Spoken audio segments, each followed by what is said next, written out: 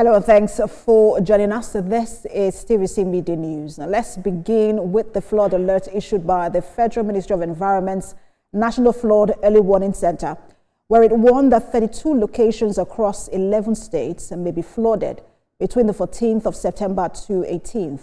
In a statement issued on Sunday by the Director of Erosion, Flood and Coastal Zone Management, Usman Bukani, the center said rising water levels in the River Gongola, River Benue, River Niger pose additional risk.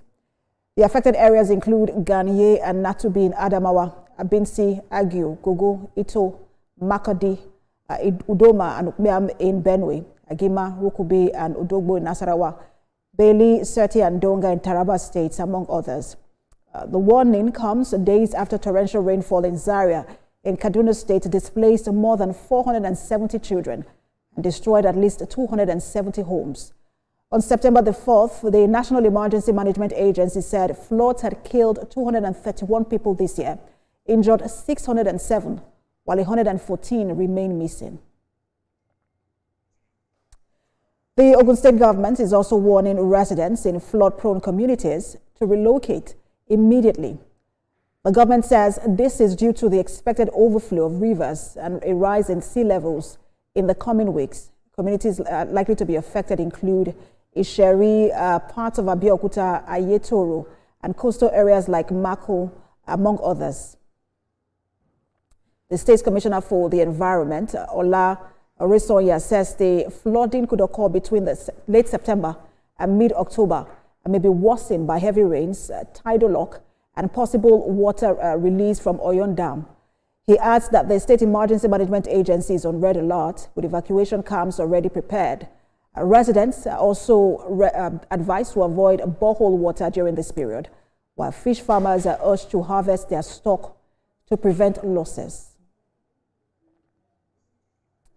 Now, for a discussion of the flood alert, environmentalist Desmond Majekodumi joins me on the news. Good to have you join us. Thank you. All right, so again, we're getting flood alerts from the Ministry of the Environment, and then we're also getting state governments asking residents to take precautionary measures.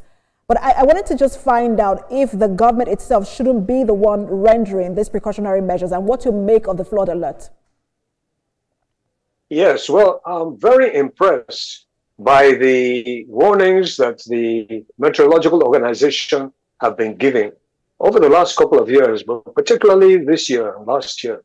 There have been very accurate warnings, very timely, and in all honesty, some of the state governments have responded very proactively. Like what we're just hearing from Ogun State government, they said they already have places ready for people when they want to be evacuated. This is highly commendable.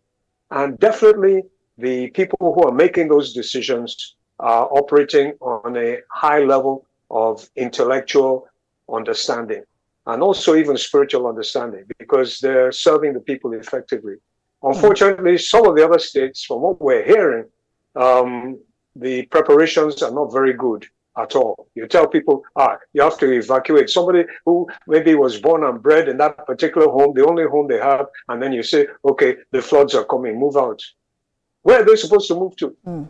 So I think we need to learn from what Ogun State is doing and a couple of the other states are doing, because this is really, really serious. When the water comes, it is so dangerous. We've already lost over 100 and something plus people, missing people again, over 100. And the floods are going to be coming.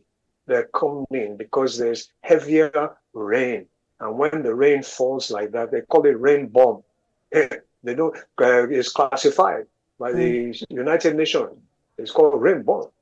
So we have to be Mr. Majekodumi, most of these alerts are early warning alerts, which means that it gives the state governors enough time to prepare, and even residents enough time to prepare. But we still see just a very high level of damage and destruction caused by the flood. Is it a lack of proper understanding? Because my understanding is that we shouldn't be preparing for the flood. We should be preparing for the effects of climate change itself. Is it a lack of understanding of climate change at the grassroots level, especially amongst the governors? A lack of understanding of climate change. This is the crux of the matter. You have hit the nail right on the head. And it's not just us here in Nigeria or Africa, globally. This is an issue that a lot of humanity faces. Some countries have got their heads around that reality. The climate is changing because of the massive amounts of pollution that we human beings have been pumping into the atmosphere. And at the same time, we have been removing God's natural way of absorbing this particular pollution, which is the carbon dioxide. Nature is being developed in a miraculous, harmonious way. And the forests, the trees, they are the ones that God has put in place to be absorbing this carbon dioxide. But we are pouring more and more of this carbon dioxide, which is a heating gas. It makes the earth hotter because it traps heat. And then we're destroying the forest, which is the natural way of absorbing it. So definitely, it's a wake-up call for humanity. It's a wake-up call for us here in Nigeria. Nature is fighting back. Nature is fighting back, and that's the challenge. We don't realize that what we give nature, she's going to give it back to you.